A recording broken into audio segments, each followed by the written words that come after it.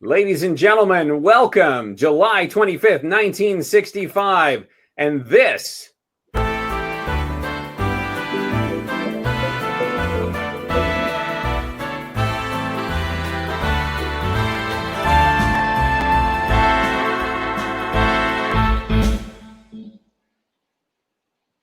is the Journey Show, brought to you this week by Time Life Books, bringing you the Time Life Nature Library, the Time Life Science Library, and the Great Ages of Man Library. Today we have a very special science fiction literary show for you. As you can see, we are a very highbrow group. So I have, not in any specific order, Cora Buhlert, Hugo finalist, Marie Vibbert, science fiction author extraordinaire, and Dr. Lisa Yaszek, a science fiction expert from Georgia Tech. Hello, everybody. Hi. Hello, Gideon. Hello, everyone. Hello. We'll be talking about the best science fiction of the 1960s thus far. We're only halfway through, as you know, and we'll be making our recommendations, but of course, we'll mostly be going where you tell us to go. But first, this news.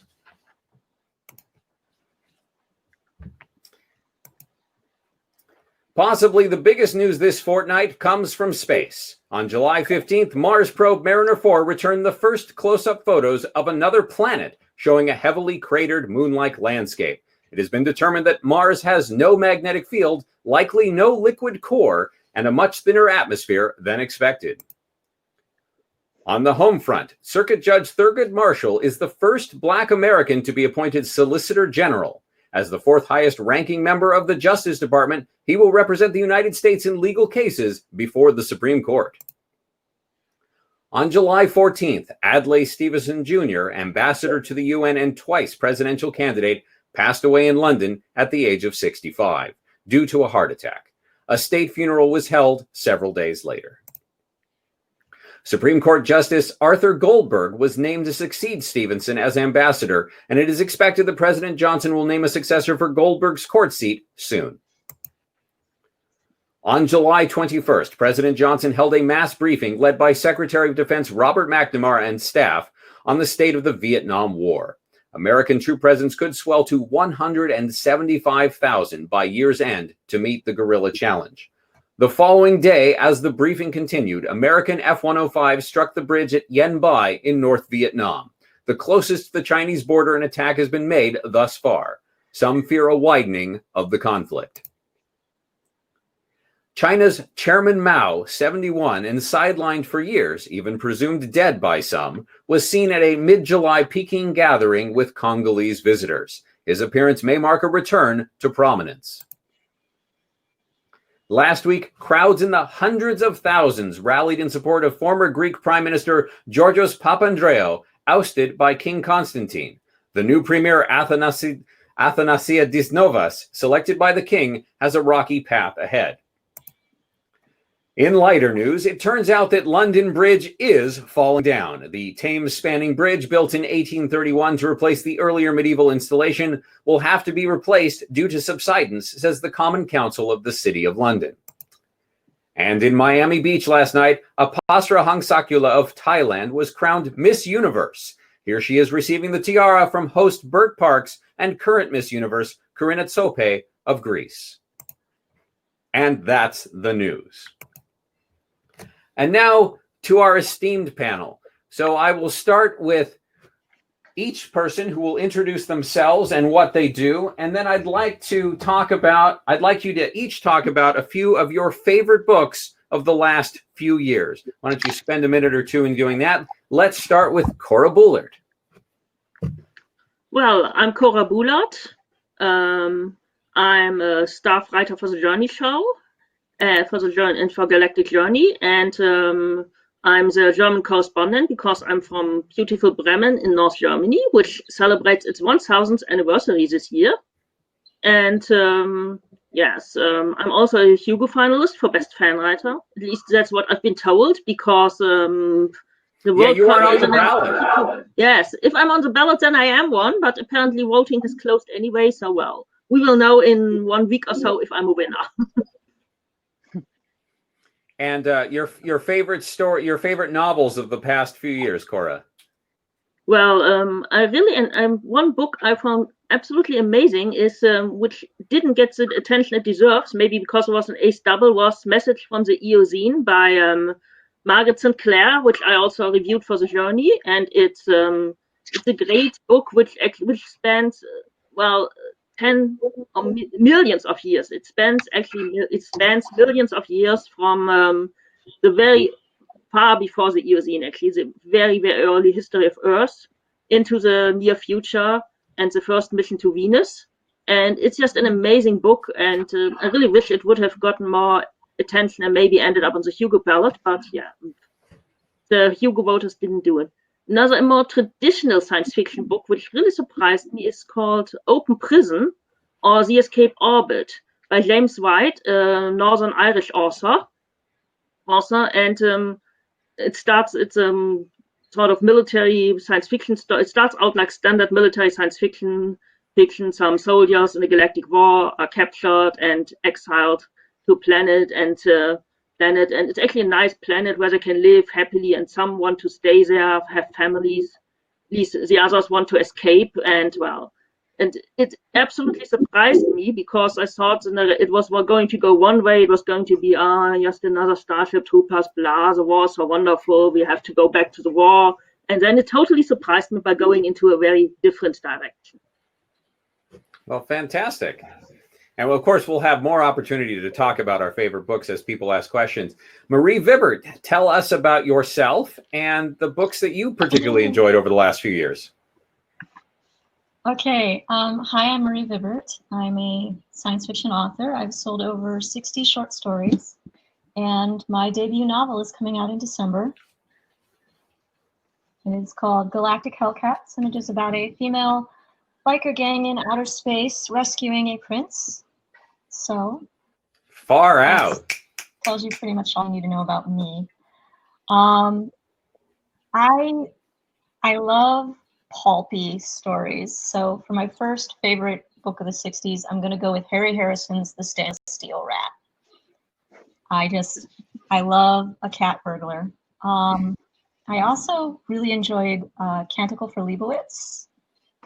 Walter Miller Jr. Yeah, Canticle for Leibowitz is a really great one of my story favorites, and gives you kind of an interesting historic perspective.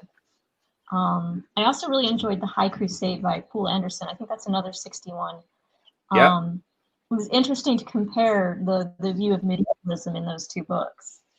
But High Crusade is just straight up fun and adventure. You know, humans are the most deadly creatures in the universe. So a bunch of medieval humans being taken into outer space just upsets the balance of the galactic empires because we're so warlike and brutal.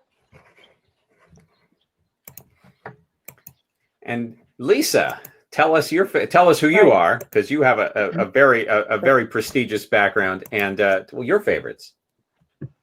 Great. Hi, everyone. I'm Dr. Lisa Yaszek, and I'm a Regents Professor of Science Fiction Studies in the School of Literature, Media, and Communication at Georgia Tech. And I realize that's a lot of words together. Hopefully I don't have to do another sentence like that tonight. Great. Okay, so I'm really interested in science fiction as a global language, as a way we communicate with each other across centuries, continents, and cultures. And in particular, I'm interested in how people who we don't necessarily always associate with science fiction are indeed using science fiction, both within the genre and sometimes outside the genre, to make arguments for and against certain ways of being in a techno-scientific world.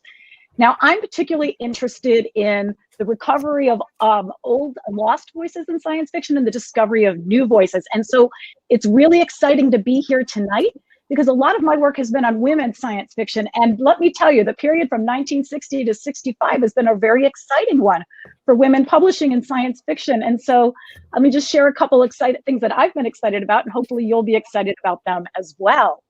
Okay, so for instance, as a lot of you know, throughout the 1950s, we saw a real boom in what I like to call women's science fiction. Some of you might remember that Anthony Boucher calls it sensitive science fiction from a women's point of view.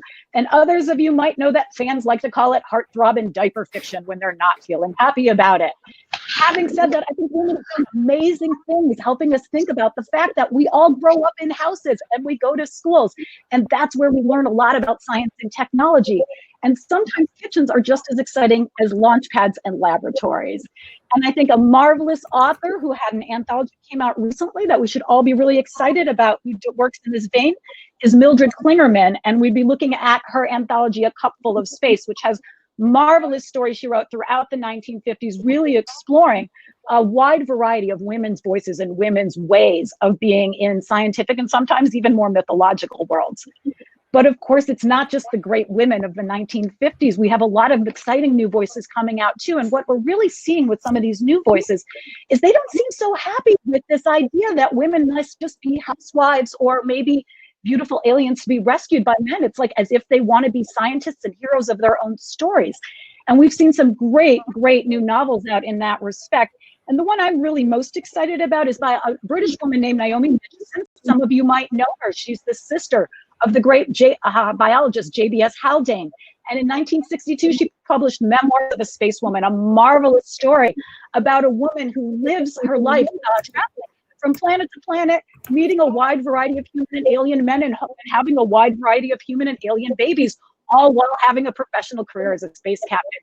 And it's as if we're starting to think as women that we might be able to do it all, just like men do.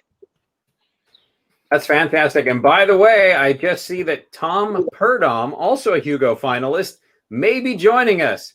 We have a special mystery guest. Tom, are you here? Yeah, I seem to be here now. Oh, you could not have picked a better time. We just went through it. Yes, we hear you just fine. We just went and introduced everybody, and your timing could not be better. Now, just so the audience knows, Tom is brought to us through the miracle of Relay and Telstar. But as you know, there are some glitches in the technology. As a result, Tom may look a little older than he actually is. He's only in his mid-20s, but because of the graininess and the satellite interference and perhaps the Van Allen belts, he may look like he's in his 70s. It's an interesting technological effect. All right. What do I press here to let's show the current? You can hear me, right? We can hear you just fine. But you can't see my picture, except the old one. That's correct. There's a little, like, clocky looking dot at the top. All right. Well, anyway, do you want me to start? Please tell us who you are in 1965 and your favorite books of the last couple of years. And you can choose your own. The last couple of years. That's a little hard for me to do.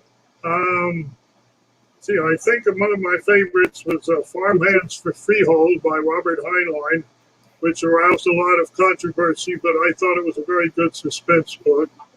And I've also been reading a lot of nonfiction on arms control and disarmament, things like that. That's basically been much of my reading. And what have you written lately? Okay. Well, last year, my first novel, I Want the Stars, appeared. That was an ace double. And last year, I also had a story, Green Place, in the Magazine of Fantasy and Science Fiction. I've also, right now, I am working on a second ace double, which is going to be a kind of it's a sword and planet story. You know, the human being from an advanced technology operating on a planet which is pre-gunpowder. So you have a lot of that kind of, swords and things. And I've also been working on some nonfiction. Last year, I did I actually did an article for Fred Pohl, his science fiction magazine, Worlds of Tomorrow, on the future of the city. And then I followed that this year with an article on looking at how alien psychology might differ from human psychology based on Freudian principles. For example, if you don't have a father, would you have an Oedipus complex? That kind of thing. And, well, that's what I'm working on right now. Well, fantastic. So for the audience at home, we're going to have a musical interlude. During that time, please ask any question you want, because as always happens in the Journey Show, you determine the course of this panel. So Lorelei is going to do a special performance of a brand new song, and she'll tell you about that. And you can enjoy her wonderful new threads too. She looks very, very chic. So during her song, if you can, break away from being entranced by her siren song, please ask some questions. And of course, Janice, our amazing moderator, will make sure they all get answered. So I'm going to get up so she can sit down.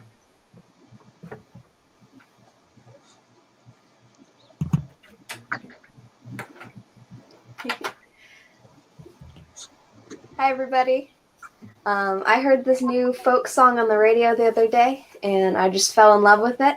It's called Colors by Donovan, and this is my original composition for it.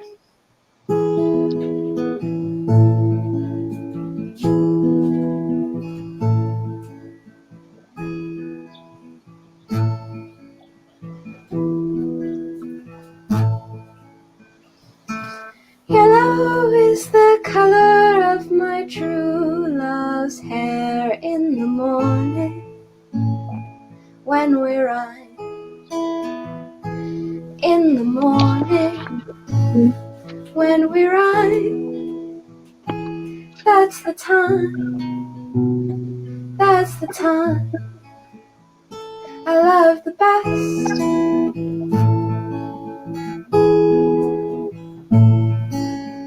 Green is the color of the sparkling corn in the morning when we ride.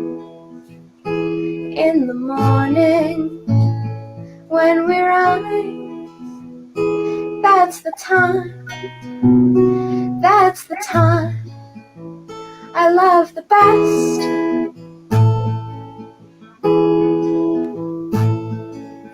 Blue is the color of the sky in the morning when we rise. In the morning when we rise, that's the time I love the best.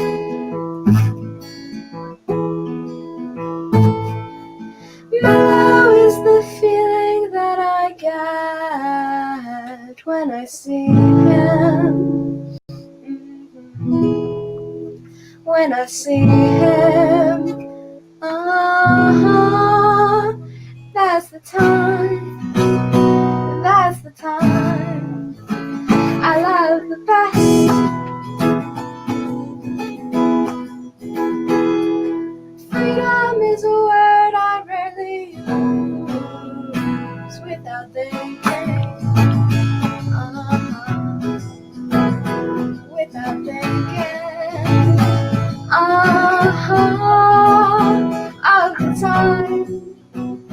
of the time that I've been loved.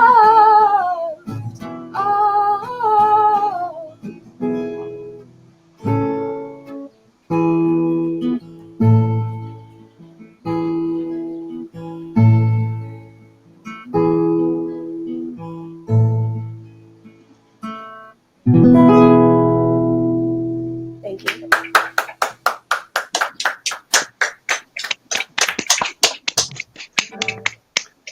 Goodness, that was amazing. Let's give it up again for Lorelei. Hey, and we have a Tom.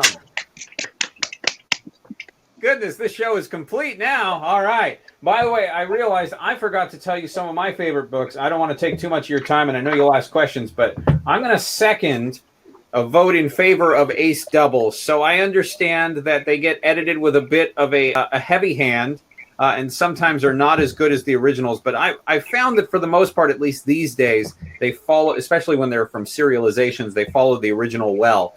Of course, one of my very favorites is Tom Purdom's I Want the Stars, which is how I discovered he's so humble. That's how I discovered him. John Brunner's Listen to the Stars is a great one if you can get it. And also Jane Roberts' The Rebellers on the back is a pretty good read too. I don't know if you've seen Chip Delaney. He's a very new author. And his Toron trilogy, these are the first two of it, and the third one has also been reviewed by Chris, is really good. and quite a breath of fresh air. If you get a chance, all the books in the Turon trilogy. And finally, Warlord of Cora by Terry Carr, despite the rather lurid name, is actually quite an interesting, thoughtful archaeological piece. A good thing to read after maybe On the Lingual. All right. So, Janice, what is our first question for today?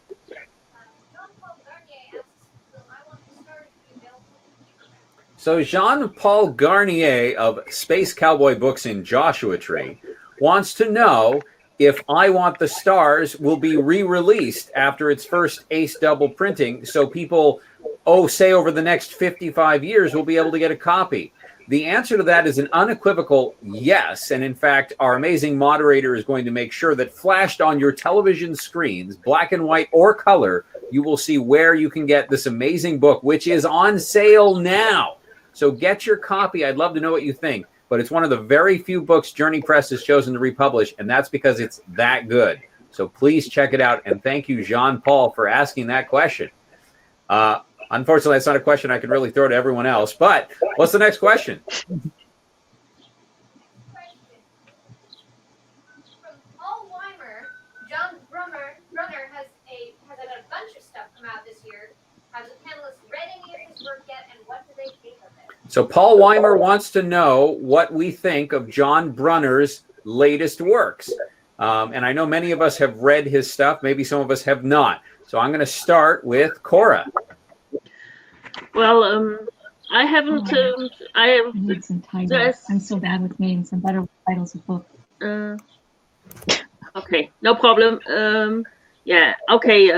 I unfortunately haven't read any John Brunner this year yet because I'm always at the mercy of what the import bookstore sells. But both Benton just reviewed Ace Double, which was a John Brunner novel, Altar of Asconel, and The Android Avenger by Ted White, which sounded really fascinating, and I'm on the lookout for those books. And well, once I found them, I can tell you more. But I've always liked everything by Brunner that I've read. Marie, what's your familiarity with John Brunner? Not great, I'm afraid. I'm trying to think. I'm trying to think of if I've read anything by him. You probably have. As of 1965, he's written. Because I know the name very well. I read a lot of short fiction, but for an author, I'm terribly, terribly bad at remembering names of authors, which is probably going to come back to me in a karmic way. Don't sweat it. We have lots of questions you'll be able to answer. Lisa, are you familiar with John Brunner's work? I am indeed familiar with his work, right? I mean, in the early 60s, he's doing mostly short stories, and I admit I'm less familiar with those. If I could take a moment to time slip, and I think it's okay because I'm really interested in women's issues and women's time. And of course, we know linear time is a patriarchal construct. So if I can just jump ahead a few years, Brunner, by the late 60s and early 70s, is going to become a marvelous author and really grab onto those media landscape type stories that we've seen people writing, these critiques of how television and advertising are transforming the world. And he's absolutely going to take it to another level with a few of his novels. And I love that you brought up Sam Delaney, because one of the things we're seeing is even white authors in this period are beginning to recognize that there are other colors of people in the world, and they too interact with science and technology. And right, so we have someone like Sam Delaney writing about it, and you have someone like Mitchison, or even to a certain extent Heinlein, trying to experiment with Black voices. But Brunner's going to really do that in some different ways. So I predict you should all hang on for a few years. Tom, what's your familiar? You probably knew John Brunner. Yes, I did. In fact, the first time I met him, it was at a con, but I forget where, and he just had $400 stolen from him, so he was pretty upset. And that's one memory I have of it. And later on, he did once come to visit Philadelphia and stayed over with us. My feeling about Brunner as of 1965 is that he's basically someone who, the thing about Ace books is they appeal to they really have three different kinds of writers. There's the big time, the heavy producers who can turn out several books a year. And then there's some writers who have bigger reputations, but they occasionally sell a book to Ace because it didn't sell. And then there's beginners like me, as I in 1965. And I think Brunner is at this point in his career is still a volume producer, but there's a lot of quality. You know, you can see potential. He has potential. And sooner or later, that's probably going to come out. Yeah, John Brunner gets mixed reviews on the journey. Sometimes he produces absolutely great stuff. Listen to the Stars was actually a very good book, and we gave it a galactic star when it came out. And sometimes he produces 4 or 5-star stuff, and sometimes he produces 2-star stuff. I think it was Dave Levinson who reviewed Altar of Askanael when it was serialized last year, and he thought it was barely 3 stars and not up to what John Brunner could produce. So, but as Lisa says, we all have high hopes for him. Like Zelazny and other up-and-comers, we suspect that they've got a great novel in them that's going to revolutionize science fiction, and we're just waiting for it to happen. I should have mentioned Zelazny as having written something recently in 65 that I like too, yes. All right, and Janice has another question for us. Go ahead. Gina Cole asks, can you talk a little about the proliferation of indigenous futurisms? So Gina asked a very esoteric question, the recent proliferation of indigenous futurisms. And by that, I think she means for the longest time, science fiction has been America in space. Or occasionally we get glimpses from behind the Iron Curtain of communism in space after the Soviet system has cured all of our ills. We're just starting to see the idea of other cultures in space or the future. And I think some of the few examples I can cite are, for instance, Mac Reynolds talking about Africa in 20, 30 years being independent and somewhat major players on the world stage. Yeah. I'm wondering if anyone has any thoughts on indigenous futurism, so futurisms that are not Americocentric. And I will start again with Cora.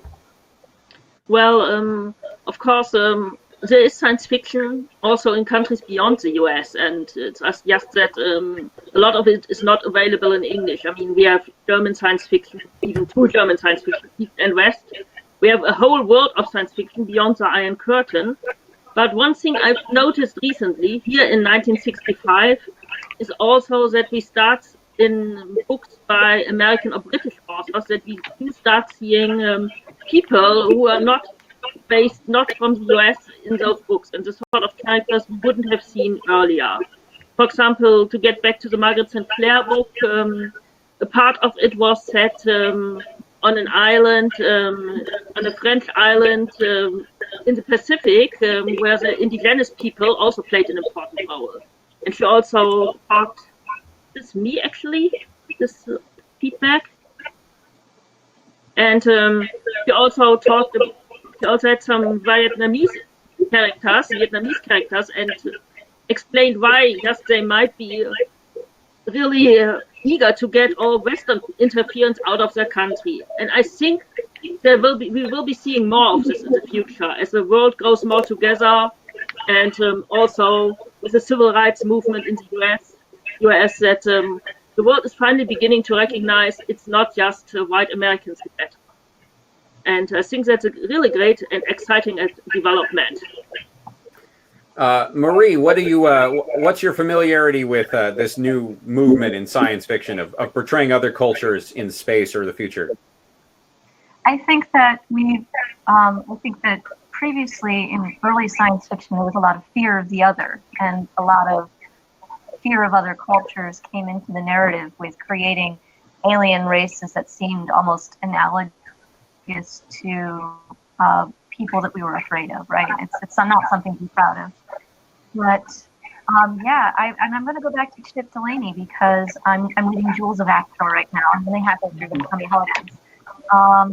But I see a lot of his writing from the point of view of people in island nations, of sailors in port cities, of workers in a culture with many languages and many, and I'm excited. Right now I'm reading Absolute Contain by Sandra Williams that comes out. just eating it up. That's fantastic. Lisa. Yeah. So Indigenous futurism, what a great question. I actually literally just finished teaching a unit on Indigenous futurism in one of my classes last week. And what a treat. That was so much fun. Yeah, we're doing a whole unit on the new futurisms and the proliferation of voices around the world, which we've really, obviously people around the world have always written science fiction, but we're really seeing this explosion in the last 20 years. And we were looking specifically at Indigenous futurism within the United States. So if I can just shout out like to some of the stuff we looked at, Rebecca Roanhorse's Welcome to Your Authentic Indian Experience, marvelous short story, was up for a number of awards. In the future, again, we're time slipping here, like we're on feminine time, it's circular, people. So was someone you'll want to look for in the future, and her novel Trail of Lightning, I think many of you will enjoy as well. And in some ways, it's a lot like a classic science fiction story. It's about a gifted girl who grows up to find her powers in the world. Those of you who've enjoyed, for instance, Wilmar Sharas's In Hiding series throughout the 1950s, right, that has inspired that new series, The X-Men, you'll enjoy, I think, Rebecca Roanhorse later on. Also, there's going to be a new thing. Some of you who've been following along might know that the Department of Defense has been experimenting with wargaming in video format. This is a new thing that's just started happening in 1962. And so one thing you're going to want to look for is how Indigenous Americans, who've always been said they're not part of science and technology, are going to become some of the most important video designers. This is my prediction for you, is keep an eye out. You're going to want to see where they go with game designs. It's possible that in the future, you might want to look for someone named, a game designer named Elizabeth LaPense. She has a free game online called Thunderbird Strike, and it has been declared by Fox News to be the most dangerous piece of eco-terrorism out in the world in 2017. And so I recommend it. Now, can I say something though about where we are with Indigenous futurism now?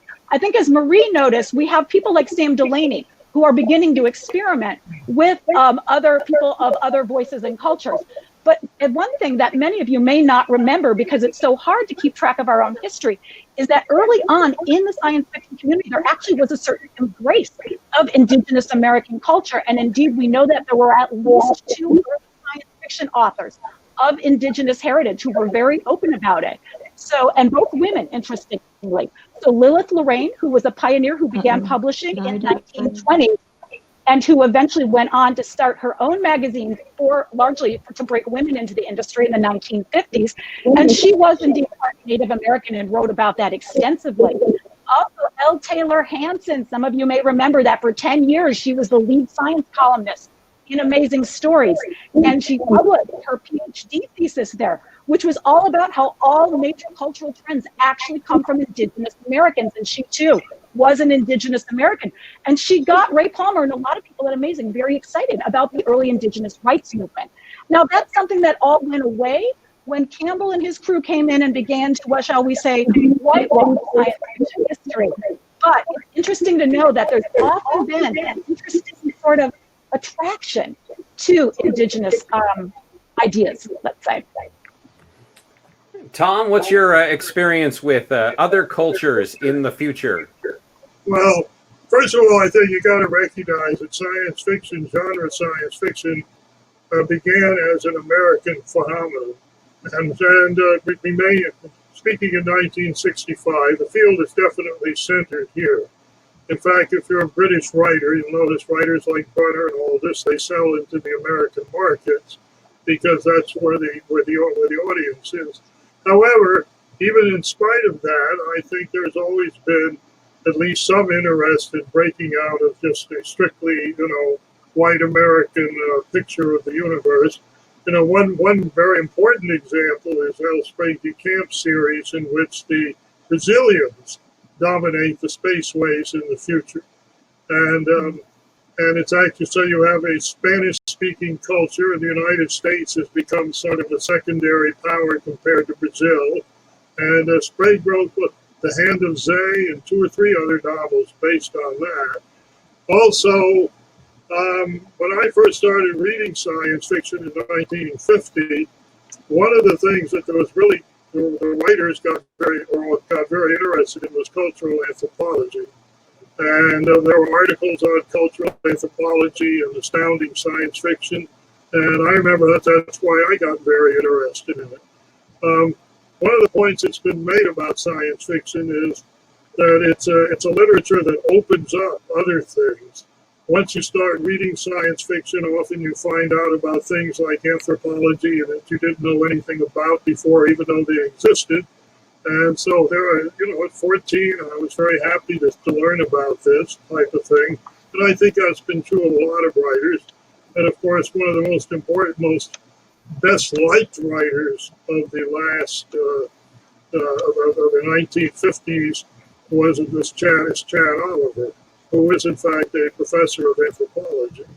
And he's just coming back into the science fiction limelight as of 1965. He'd taken a hiatus, as so many science fiction authors do, whether real life interferes or they try to make it big in the slicks.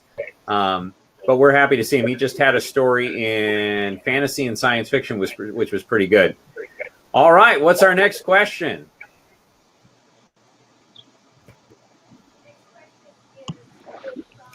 Bob Swenson from Davis, California. Tom Purdom, what advances do you think we will have by 2965 or 1975? So, Tom, you're being specifically asked to predict the future, which, of course, is not really science fiction's job, and yet we get asked to do it anyway.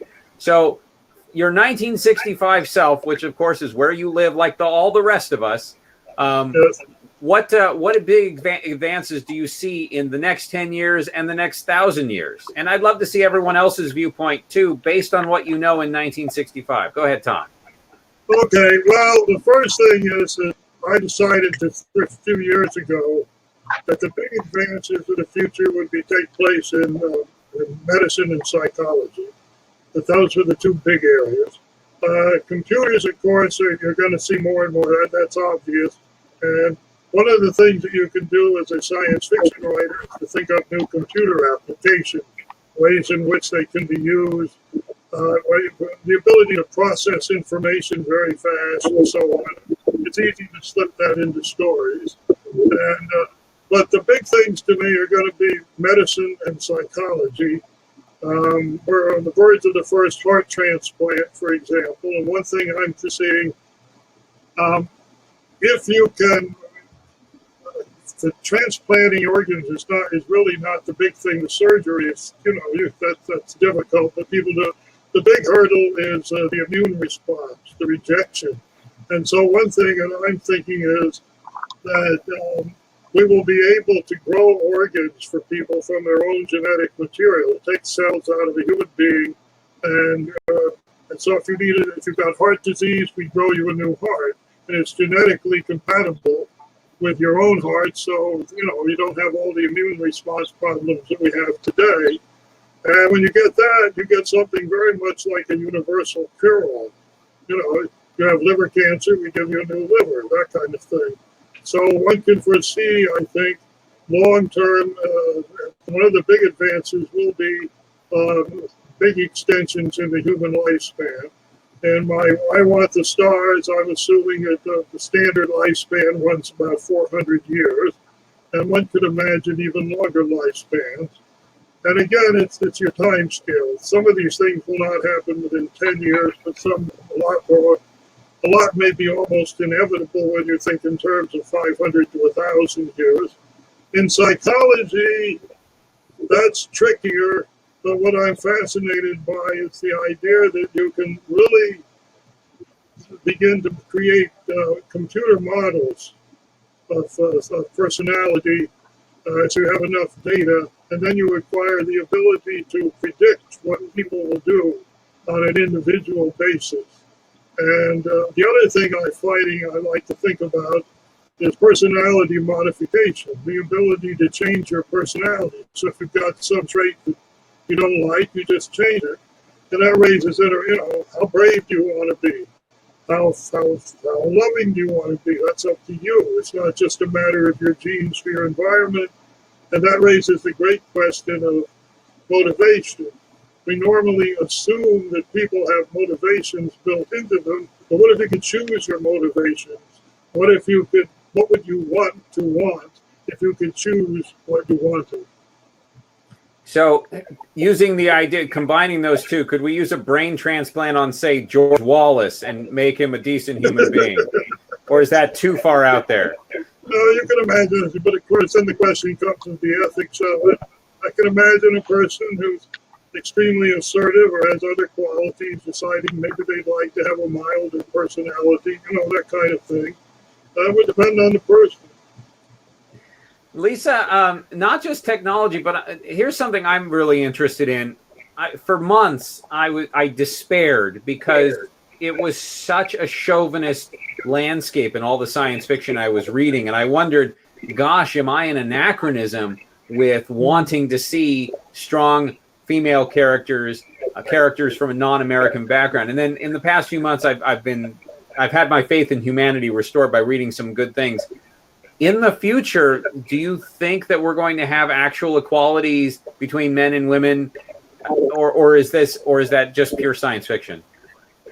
Well, I think if you take a look around at the things that are going on right now and that have been going on for the past few years, certainly we're not seeing equality in early 1960s America here, but we're seeing a lot of people, men and women alike, I think, who are interested in this, right? So, for instance, we might think about the fact that NASA really did try to include women as well as men in early astronaut training. Some of you might remember the Women in Space Early program, sometimes called the First Lady Astronaut Training Program, right? That ran from 59, I believe, to 62 until Kennedy killed it. But there was a lot of protest and a lot of women really wanted to be part of that. And I hope that we'll be able to come back to that in the future, especially since the Soviet Union just put the first woman in space in 1963. And we really need to make sure that we keep up and not get ahead of our Soviet brothers and sisters, right?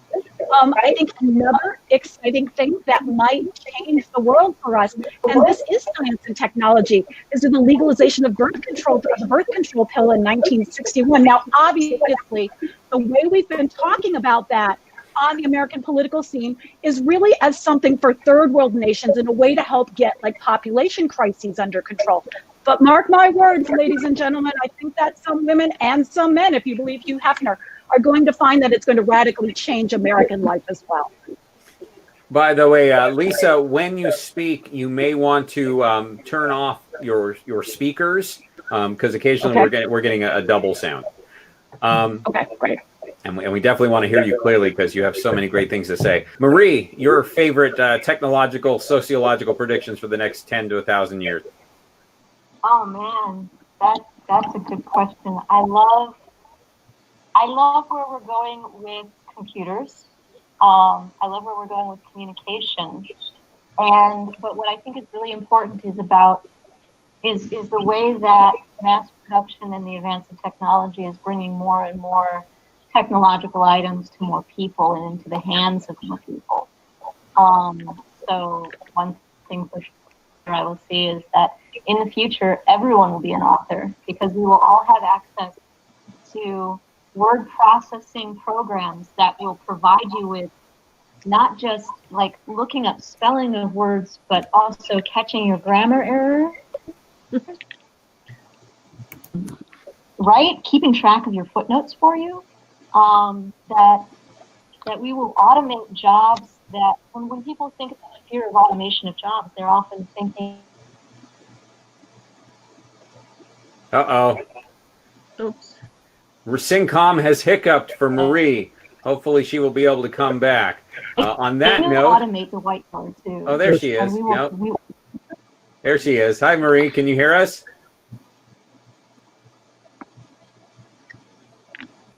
No. Well, we'll go to Cora. Cora, your favorite technological, sociological advances over the next 1,000 years? Well, I agree with pretty much everybody here that computers will play a much more important role in the future. And they will get smaller because right now they're still big enough to fill a room. I think we will be seeing more smaller computers. And once they're small enough to get into the house without having to empty the kitchen or whatever, then I think they will really transform the world. But that's still, I think, like, and maybe more like 15 or 20 years in the future.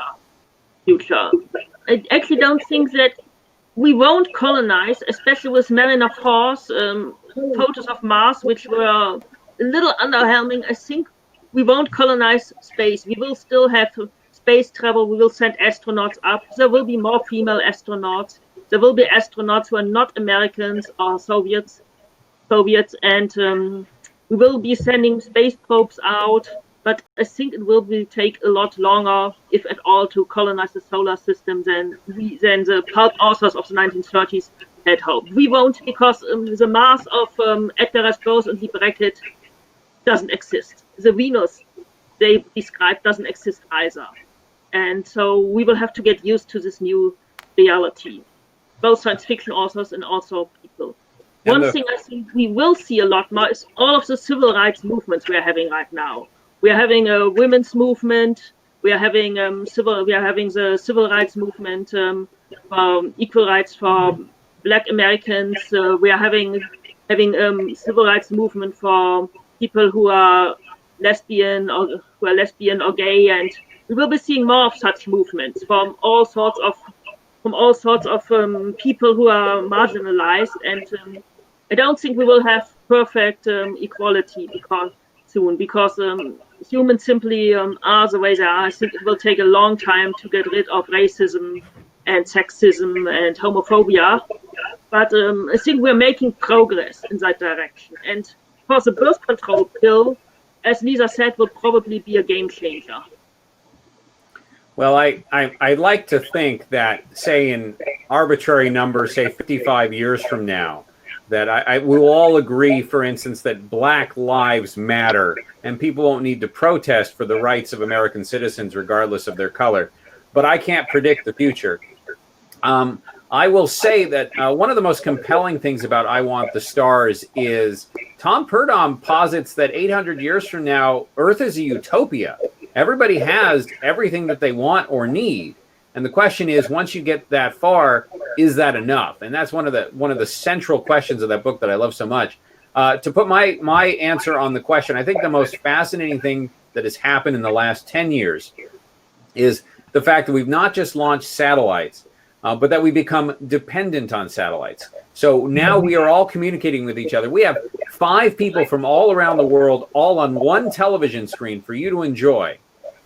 Sometimes 4, unfortunately. And that would not be possible without satellites. Also, in the last 10 years, we've launched 10 Kairos weather satellites and a Nimbus. And they are now part of the Weather Bureau. They are now a fundamental part of the way we forecast and model weather. And I think that's only going to increase. We now have a fundamental understanding of how our Earth works that is far in advance of anything we could have conceived before, even Arthur C. Clarke, perhaps. And I want to answer a quick question that someone asked about global warming. And will that be a problem in 55 years, say? I just read an article. Well, I've read articles from the late 50s and onwards, but I just read one the other day. The temperature of the Earth is rising, and it is linked to carbon dioxide. We know this as of 1965. If we don't change the way we produce energy in this world, we will have significant issues with warming over the next 50 to 100 years. And I think any science fiction that neglects this aspect, either the results of this trend or the remediation of it, are going to be really lacking. So those are my thoughts on that. I see Lisa's raising her hand, so I want to hear what she has to say. Well, I was going to say, I mean, I'm sure, Gideon, that you and hopefully everyone else here in 1965 read Rachel Carson's marvelous 1962 book, Silent Spring, right? Which really begins with a science fiction story about what if the world lost all its birds? What would it sound like? How would we know when the seasons change? And from there, it goes on to really talk about what's going on with factory farm and pesticides in the ground. And so it seems to me eventually science fiction is going to want to start telling those stories too. Very good. Let me say, can I say something there? Please.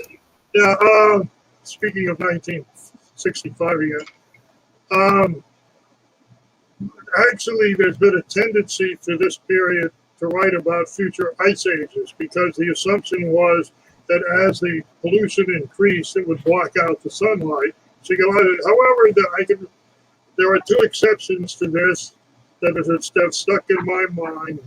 One was there's a Philip K. Dick novel in which this is just mentioned casually, almost as part of the background, that there's been this tremendous increase in global warming.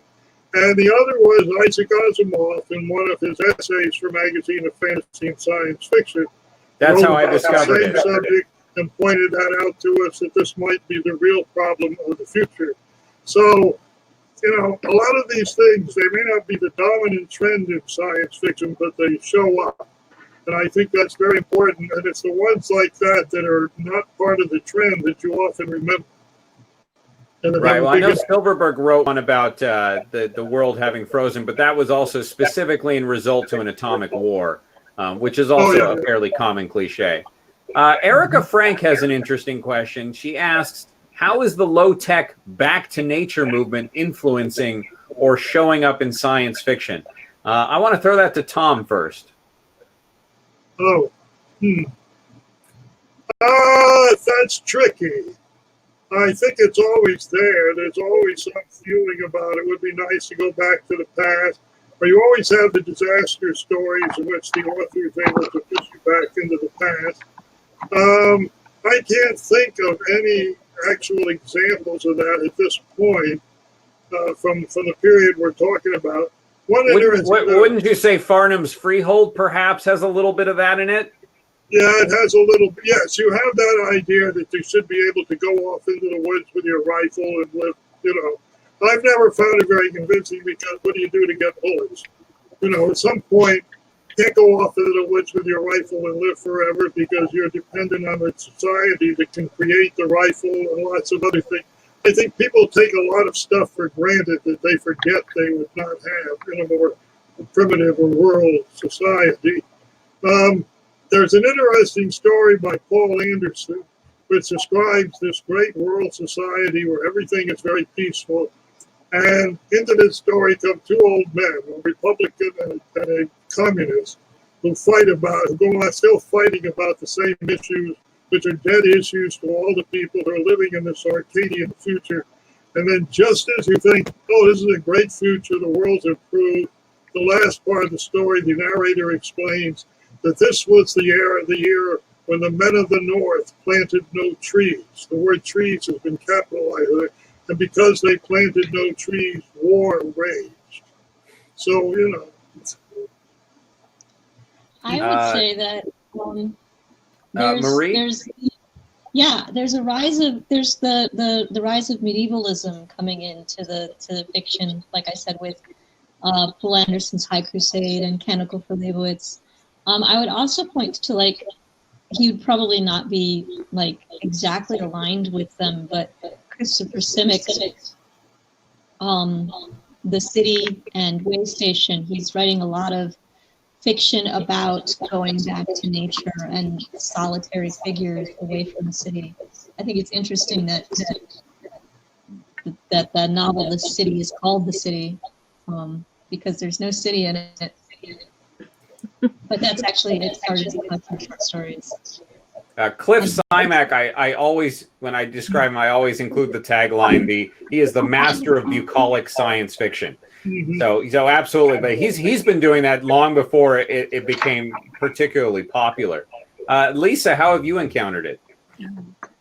So in my experience, women have rarely benefited from going backwards in history and from arguments based in nature. And so what I've really found is that in women's science fiction to date, there's not a lot of sense that women really want to go back and embrace nature like that. And I think an amazing example would be Doris Pitkin Buck's Birth of a Gardener, which just came out in '61 and is all about a woman who is fighting her physicist husband's desperate attempt to keep himself the head of the household and the only one who knows science, and to keep her a sort of silent gardener out in the backyard. And of course, it turns out she's the one who actually understands physics. And in the end, he goes insane and becomes a gardener because there's nothing left to be done. Because God forbid a woman understand science and technology, right?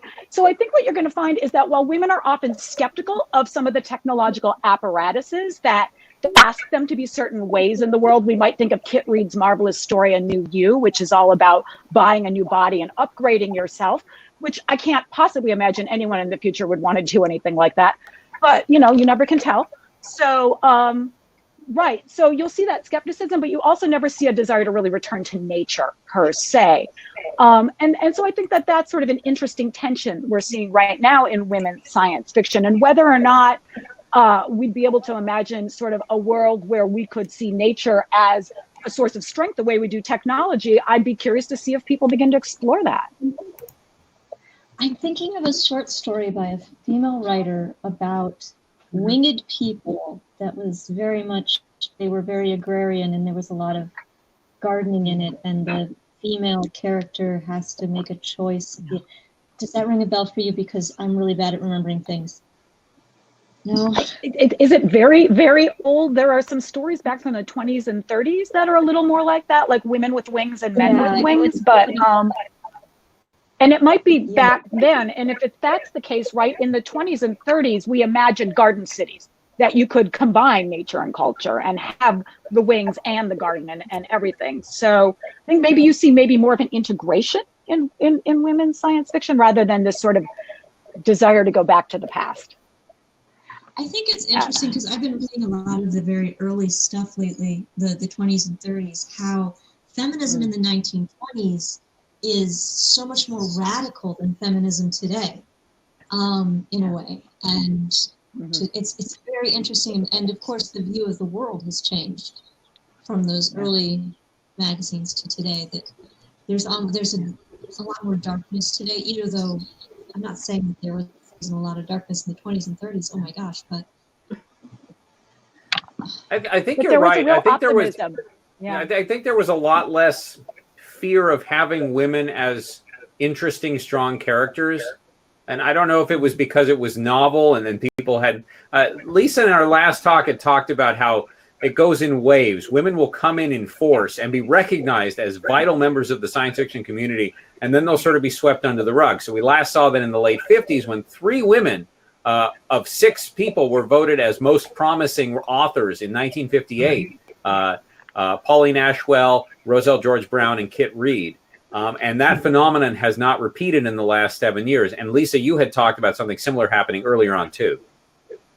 Right. Yeah, this has happened. It seems before that it's like every 20 years, a new wave of women come in to science fiction, and then somehow we don't remember them in the present. And I think at different points, there are different reasons for this. So for instance, we know that a number of women came in the 1920s and 30s. There were about 15% women in the community at that point as producers. And many of them left by the 30s, in part was feminist backlash swept the world. It also, of course, swept the science fiction community, and a new group of editors who came in pretty willfully took women out of the histories they were compiling. And we have anecdotes to suggest, certainly not everyone, but it's well known that some authors really felt it was a masculine and robust genre, and we needed to keep it that way, let's just say, or to shape a history in a certain way. And then again, you know, it'll be interesting to see what happens in the future. We've had these women who've come into science fiction, again, a new generation in the 50s, who've really taken that American idea of the housewife and domesticity and used it as a motive of criticism as well as celebration. And whether or not that kind of idea of happy versus unhappy housewife heroines will continue to resonate in the future, I just don't know, especially right now, as we see things happening like the publication of The Feminine Mystique and the 1964 Equal Opportunity Employment Act that is guaranteeing equal rights for men and women in the job place. And we know that in its first year alone, women have filed 10,000 discrimination complaints. And this works very well with Kennedy's Commission on the Status of Women, which has shown there's been discrimination everywhere. So let's see if that housewife idea can hold up or not. Well, and I don't think anyone can dispute that Kennedy really loves women. Just not in space. There's a point I would make too. I have often made, when you write science fiction, you want to throw in little details that give the reader the sense this really is the future. You know, things that may not be part of the main point of the story. And one of the things that, speaking again from 1965, it's obvious to me that one of the best ways to do that is simply that you put women in your story in positions that they would not normally hold in 1965 or in the 1950s. And that is just an obvious way to give your reader that sense that you really have stepped into a future that is different from the present in lots of different ways. And I have been told, and I've taken it to heart, portray women as engineers. There are plenty of women doctors and biologists, but there are precious few women engineers in science fiction. And so I'm going to make it a point in all of my stories to have women engineers. Cora, why don't you finish up this question, and then I've got to wrap up this show with a couple of final discussions. So, Cora, your thoughts. Well, we've been in the recent years. We've been seeing a lot of books in which humans find themselves in a low-tech environment and have to make do, and somehow with human ingenuity they manage. Whether they are marooned on a strange planet with few resources and have to build all sorts of things, or whether we have these time travel stories like High Crusade, or post-apocalyptic ones like Tentacle for Leibowitz, or The Long Tomorrow. And I think those are all variations on the back to nature thing. And in my experience, we have both men and women writing those stories. And the men are mostly more about, human ingenuity will win everything. The women are more a little like, okay, technology is important and everything, but they also they're a little bit more reserved. Also about the waves of women in science fiction. I've recently been reading old issues of Weird Tales from the 1920s, 30s, and 1940s. I was surprised how many women there were in Weird Tales. There are so many female writers and lots of names. About the only woman we still remember from those years is C.L. Moore and Lee Brackett, who was in Planet Stories, but not in Weird, and Thrilling Wonder Stories, but not Weird Tales. But there were so many others. Dorothy Quick and Taylor Spear, Alison V. Harding, who's really great and currently a mystery. No one even knows who she is or was. We don't know if she's still alive. She might well be. And they even had their best artist, Margaret Brandes, was a woman. So yes. The women were always here. We just keep forgetting them for some reason. For some reason. All right. So this is going to wrap up an amazing show. I'm sure we could answer questions for the next hour, but of course, we always want to leave you wanting, so you'll come back. And in fact, let's talk about the next show. And Janice, of course, will show you how you can view the next show. So in 2 weeks, we're going to be talking about that amazing new hobby that is sweeping this nation called wargaming. And wargaming is all about simulating conflict between countries, although there are also apparently non-violent versions as well. So, for instance, a railroad simulation. So we're going to have a very important wargame designer with us who's associated with Avalon Hill, which, of course, is the premier wargame maker at this time. Very excited about that. So in 2 weeks, please join us for that. Janice will actually be in front of the camera that time because there are very few people who know more about this new exciting hobby than she. So that's in 2 weeks. Sorry, Gideon. We also have a special Worldcon edition for those of you who are members of Concealant. And now I'd have to look up the exact, but it's in the Concealant schedule. So if you're a member of the Worldcon of the far future of 2020, you can see Gideon, me, Lorelei, Erica Frank, and but you can see us in a very special edition of the Journey Show. I believe that's Wednesday at sometime in the afternoon, our Pacific time. So yes, we will be doing a Come Time Travel with Me panel that we hope all of you Worldcon attendees can attend. I don't know how many Worldcon attendees are actually in the audience today, but we'll love to see you. So, and as usual, after this show, you can join us at Portal 55, which is Galactic Journey's lounge for conversation. And we'll be having a little cocktail party and discussion, which will last as long or as little as possible. I will certainly be there. Marie and Lisa and Cora may be there. I don't know if Tom will be able to be there. I can't do it. Tom can't do it. We broke his hands before the show. So anyway, I, of course, will be there eating my black licorice, which at some point I will learn to like. Thank you all for being part of this panel. This is, I say this every time, this is the most amazing panel we've ever assembled, and they just keep getting better and better. So I hope you guys, all of us on this little boxes here, enjoyed the time. And would you consider coming back sometime for another show? Oh yeah, as long as I got. Yes, thank you. You don't have all. Fantastic. All right. Well, in that case, with that,